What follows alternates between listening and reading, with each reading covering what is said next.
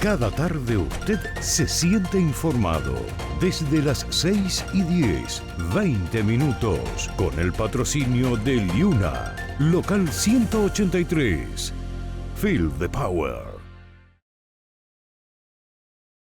Cuando hay cambios en materia de inmigración, existen dudas. Cuando hay dudas, usted busca respuestas. Y para encontrar esas respuestas, Vilma Filici, Filici Immigration Services, especialista en inmigración, 416-482-1575. Muy buenas tardes, amigos, bienvenidos a 20 minutos, las noticias de Canadá y el mundo en tu idioma en 20 minutos. Yo soy Diana Lora y te traigo las informaciones de este lunes 30 de septiembre. Iniciamos a nivel nacional.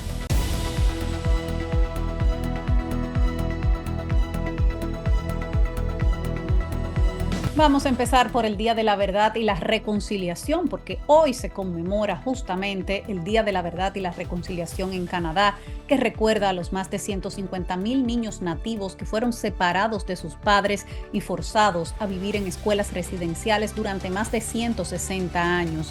Según el informe final de la Comisión de la Verdad y la Reconciliación de Canadá, que fue publicado en el 2015, se calcula que hasta 6,000 niños murieron en esas escuelas entre los años 1870 y 1997. Sin embargo, son muchos los que afirman que es probable que esa cifra sea mucho más alta y que esté infravalorada.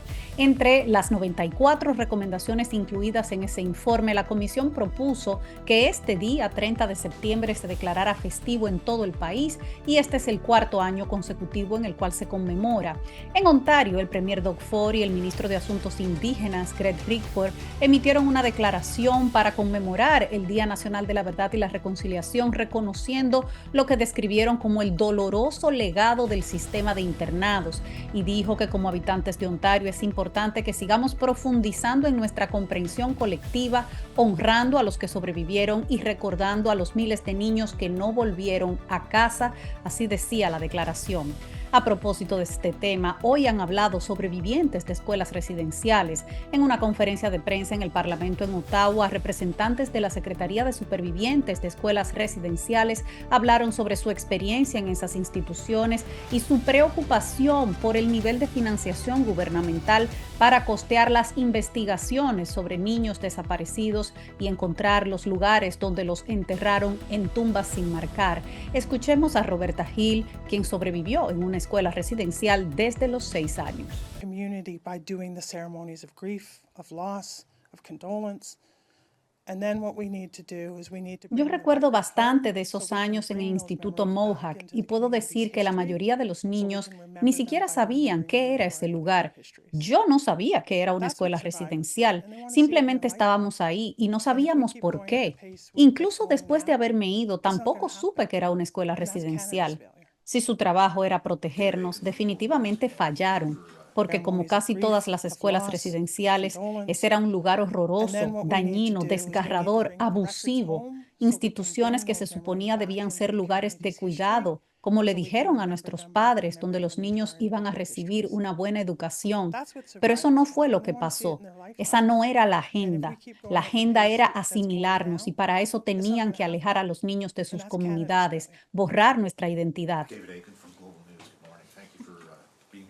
La Secretaría de Supervivientes de Escuelas Residenciales también se quejó de recortes en los fondos para llevar a cabo las investigaciones y de la falta de acceso y las trabas que han afrontado para poder acceder a los registros y archivos que poseen las iglesias de distintas denominaciones que regenteaban estas escuelas. La gran mayoría de escuelas residenciales eran administradas por la Iglesia Católica, pero también por la Iglesia Anglicana, la Iglesia Presbiteriana, los Menonitas y la Iglesia Unida de Canadá, entre otras. Algunos registros pudieron ser recopilados gracias a la demanda colectiva de los supervivientes contra las iglesias y el gobierno federal, pero fue el Acuerdo sobre Internados Indios del año 2007 el que ordenó que todos los registros se entregaran a la futura Comisión de la Verdad y la Reconciliación.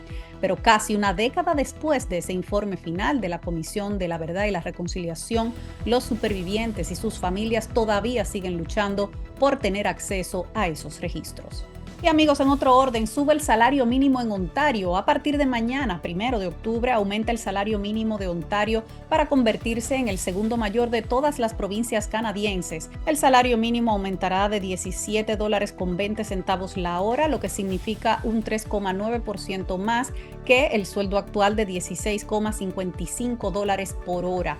Según la Ley de Normas de Empleo, el salario mínimo de Ontario aumenta anualmente en función de la inflación de la provincia. El ministro de Trabajo de Ontario, David Piccini, anunció el aumento en marzo para que las empresas pudieran prepararse con antelación. Según el gobierno, un trabajador que gana el salario mínimo general y trabaje unas 40 horas semanales verá un aumento salarial de unos $1,355 al año. Añadió que 935,600 trabajadores en el 2023 ganaban $17,20 por hora o menos. Cuando el nuevo salario entre en vigencia, Ontario será la segunda provincia con el salario mínimo más alto del país, por detrás solamente de la Columbia Británica, donde el salario mínimo es $17.40. Sin embargo, la Red de Salario Digno de Ontario, una coalición de empresarios, empleados y organizaciones sin fines de lucro, ha señalado que el salario mínimo en Ontario debería ser de $18,65 por hora para poder vivir dignamente, pero esa cifra varía en toda la provincia dependiendo del lugar donde se resida. Según esta misma organización, en Toronto, el salario digno mínimo debería ser de $25.05 la hora. En otro orden, el gobierno pagará el beneficio del GST-HST. Algunos canadienses van a recibir un pago del gobierno esta semana porque aquellos que reúnan los requisitos van a recibir el pago del crédito GST del gobierno federal. Ese crédito, el GST, es el impuesto sobre bienes y servicios o impuesto armonizado también sobre las ventas. Es un pago trimestral libre de impuestos que ayuda a las personas con ingresos bajos y modestos a compensar el GST o el HST que pagan, los impuestos que pagan cuando compran. También puede incluir pagos de programas provinciales y territoriales. Los pagos del crédito se realizan el quinto día de julio, de octubre, enero y abril, por lo que el próximo está previsto para este 5 de octubre. No es necesario hacer nada. El crédito GST-HST se tiene en cuenta automáticamente al presentar la declaración de la renta. Si usted no declara impuestos, esta es una buena razón para empezar a hacerlo, porque si no paga los impuestos no va a recibir el crédito. ¿Quiénes pueden optar a este crédito? Bueno, pues los mayores de 19 años que sean residentes en Canadá, también los menores de 19 años que sean padres o estén casados, ellos también pueden optar. Esta ayuda ingresa directamente en su cuenta bancaria si usted ha dado los datos de su cuenta en la declaración de la renta, y quienes no lo recibirán en un cheque por correo. La cantidad de la ayuda depende de los ingresos totales que tengan las familias. Los importes máximos son $496 si se es soltero, $650 si está casado o tiene pareja de hecho y $171 por cada hijo menor de 19 años. La Agencia Tributaria de Canadá podría recalcular el pago si cambian sus ingresos netos, si su hijo con derecho a prestación cumple 19 años o cambia el número de hijos con derecho a prestación a su cargo, o si cambia también su estado civil, pero este próximo 5 de octubre se recibe ese dinerito del gobierno. Y vamos a comentar ahora una encuesta de City News, porque la mayoría quiere que el país siga acogiendo inmigrantes, pero en menor cantidad. La inmensa mayoría de los habitantes de 4 grandes ciudades del país ha declarado que son partidarios de mantener la puerta abierta a la entrada de inmigrantes en el país, según una nueva encuesta. Sin embargo, este sondeo realizado por Maru Public Opinion revela que casi la mitad optaría por reducir el número de inmigrantes acogidos en los próximos 2 años. Además, el 22% de los encuestados en Toronto, Calgary, Edmonton y Vancouver quieren que el gobierno cierre totalmente la puerta a la entrada de nuevos solicitantes en Canadá en un futuro próximo. Un promedio de las 4 ciudades reveló que casi la mitad de los residentes, el 45%, cree que Canadá debería seguir recibiendo solicitantes, pero a un nivel reducido durante los próximos 2 años. El gobierno liberal ha estado anunciando que va a volver a aplicar normas más estrictas para frenar el flujo de trabajadores trabajadores extranjeros temporales con salarios bajos. Según los datos públicos de Inmigración, Refugiados y Ciudadanía de Canadá, 183.820 permisos de trabajadores extranjeros temporales entraron en vigor en el año 2023. Esa cifra es muy superior a los datos del 2019, cuando solamente entraron 98.025, lo que supone un aumento del 88%. Ahora hacemos una breve pausa y al volver nos vamos al plano internacional. Cada tarde usted se siente informado. Desde las 6:10, 20 minutos, con el patrocinio de Liuna, local 183. Feel the power. Cuando hay cambios en materia de inmigración, existen dudas. Cuando hay dudas, usted busca respuestas. Y para encontrar esas respuestas, Vilma Filici, Filici Immigration Services, especialista en inmigración, 416-482-1575. Estamos de regreso en 20 minutos. Gracias por acompañarnos. Ahora damos un vistazo a las principales informaciones a nivel internacional.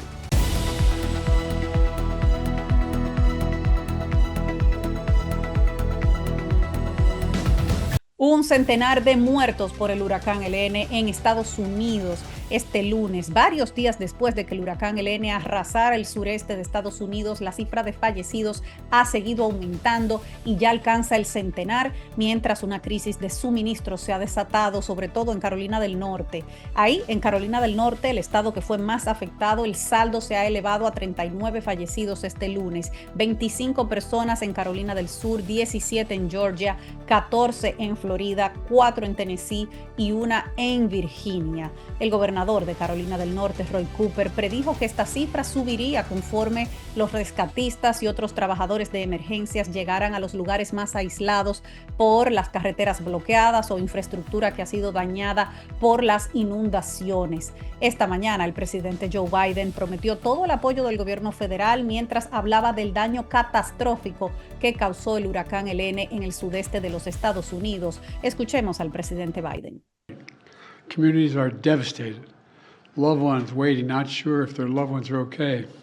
They can't contact them because there's no cell phone. Hay comunidades devastadas, personas esperando sin saber si sus seres queridos se encuentran bien y que no pueden localizarlos porque no hay servicio de telefonía y mucho menos no saben si podrán regresar a sus hogares o si sus viviendas seguirán estando ahí cuando logren regresar.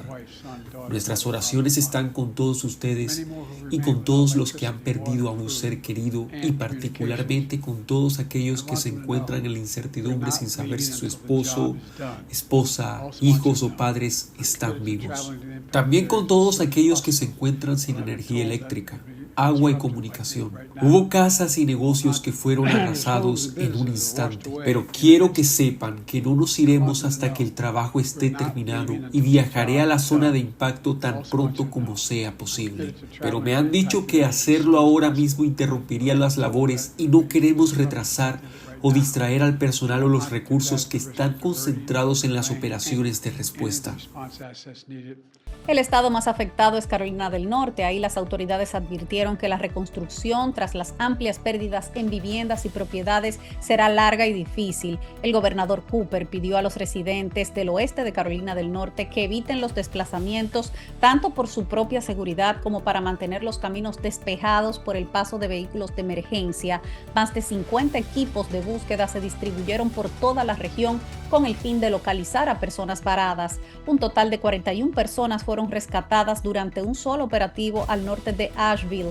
Las cuadrillas localizaron a las personas a través de llamadas al número de emergencia 911 y por mensajes en redes sociales, así lo dijo el general adjunto de la Guardia Nacional de Carolina del Norte. El huracán Helene tocó tierra el jueves por la noche como una tormenta categoría 4 en la región del Big Bend, en Florida, con vientos de hasta 225 kilómetros por hora. Después de debilitarse, la tormenta atravesó Georgia y posteriormente posteriormente llegó a las Carolinas y Tennessee, donde arrojó lluvias torrenciales que desbordaron ríos y arroyos y dejaron las presas al límite. Se han registrado cientos de rescates acuáticos, incluido uno en el condado de Unicoi, al este de Tennessee, donde decenas de pacientes y personal médico fueron evacuados en helicóptero de la azotea del hospital el pasado viernes. Más de 2 millones de clientes siguen sin energía eléctrica. Carolina del Sur tenía la mayor parte de estos cortes de luz y el gobernador Henry McMaster pidió paciencia mientras los equipos lidiaban con los numerosos postes de luz que fueron derribados. Queremos que la población mantenga la calma, la ayuda va en camino, solo tomará tiempo, dijo McMaster a los reporteros reunidos fuera del aeropuerto del condado de Aiken. Y vámonos hacia los Estados Unidos porque mañana es el debate vicepresidencial entre J.D. Vance y Tim Walz. El republicano J.D. Vance y el demócrata Tim Walz se enfrentarán el martes en el único debate vicepresidencial de las elecciones del 2024. El debate será presentado por la cadena CBS News en Nueva York y aunque no tiene en juego lo mismo que el debate presidencial del pasado 10 de septiembre entre el expresidente Donald Trump y la vicepresidenta Kamala Harris, sí ofrece a sus principales lugartenientes una nueva oportunidad de presentarse, responder por sus jefes y cumplir con el papel tradicional de un compañero de fórmula, ser un perro de ataque. Va a involucrar a la mayor audiencia televisiva y en línea que cualquiera de los dos candidatos verá antes del día de las elecciones, así que tiene una gran importancia para ambos. Walz, el gobernador de Minnesota de 60 años, y Vance, un senador estadounidense de 40 años de Ohio, han anticipado posibles acercamientos durante semanas. Walz, antes de que Harris lo eligiera, fue el demócrata que acuñó el término raro, weird, como un término peyorativo para la fórmula republicana. Vance ataca el historial progresista del gobernador como prueba de que los demócratas son demasiado de izquierda para los votantes. Así que veremos probablemente mucho de eso en ese debate mañana. Vance se ha burlado del historial del servicio militar de su compañero veterano. Walz critica la oposición de Vance al derecho al aborto y sus opiniones sobre la vida familiar. Ambos hombres han resaltado sus credenciales de pequeños pueblos de clase media estadounidense, un contraste con Donald Trump, el multimillonario nativo de Nueva York, y Harris, nativa del área de la Bahía de California. El senador de Ohio, J.D. Vance, es menos popular entre los votantes que su rival demócrata, el gobernador de Minnesota, Tim Walz, según una nueva encuesta de Associated Press. Y vamos a ver lo que dice esa encuesta. Muestra que los sentimientos negativos hacia J.D. Vance están considerablemente más extendidos que las posiciones positivas. Alrededor de la mitad de los votantes registrados tienen una opinión algo o muy desfavorable sobre J.D. Vance, frente a aproximadamente 4 de cada 10 a finales de julio, mientras que alrededor de una cuarta parte tiene una opinión algo o muy favorable de él y una proporción similar no sabe lo suficiente como para responder esa pregunta. Por el otro lado, Tim Walz parece caer mejor. Aproximadamente 3 de cada 10 votantes tienen solamente una opinión negativa de Walz, mientras que aproximadamente 4 de cada 10 tiene una opinión positiva y 3 de cada 10 no sabe lo suficiente para opinar. El debate va a empezar a las 9 de la noche sin discursos de apertura. Van a pasar directamente a las preguntas durante 90 minutos y en cada pregunta cada uno de ellos tendrá 2 minutos para responder y luego cada candidato tendrá 1 minuto para rebatir los argumentos de su opositor. Los moderadores también podrán permitir otras contrarréplicas si fuera necesario.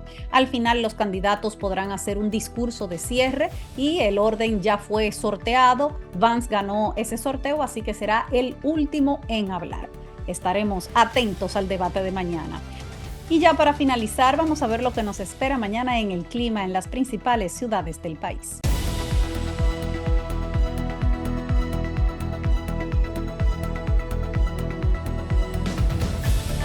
Mañana en Toronto tendremos lluvias, un 30% de probabilidades de lluvias, temperaturas máximas de 23 grados, mínima de 11. En Ottawa estará seminublado con temperaturas entre 24 y 14 grados. Seminublado también en Montreal con temperaturas entre 23 y 16 grados. En Vancouver hay lluvias pronosticadas con temperaturas entre 14 y 10 grados. Seminublado en Calgary con temperaturas entre 17 y 2 grados. Así andan las principales ciudades del país mañana. Recuerden ustedes que pueden sintonizar este noticiario todos los días de lunes a viernes a las 7 de la tarde en Ondas FM 100.7 FM HD Canal 4. Ahí estamos en vivo, también en vivo a través de la página web ondasfm.ca. Cuando usted quiera lo busca en nuestro canal de YouTube porque estamos en todas partes. Así que síganos también en nuestro canal de YouTube, suscríbanse, denle a la campanita para que reciban las notificaciones. Yo soy Diana Lora y como siempre me despido de todos ustedes recordándole a esa comunidad latina que unidos somos más fuertes, juntos somos más. Hasta mañana. Cada tarde usted se siente informado. Desde las 6:10, 20 minutos, con el patrocinio de Liuna, local 183. Feel the power. Cuando hay cambios en materia de inmigración, existen dudas. Cuando hay dudas, usted busca respuestas. Y para encontrar esas respuestas, Vilma Filici, Filici Immigration Services, especialista en inmigración, 416-482-1575.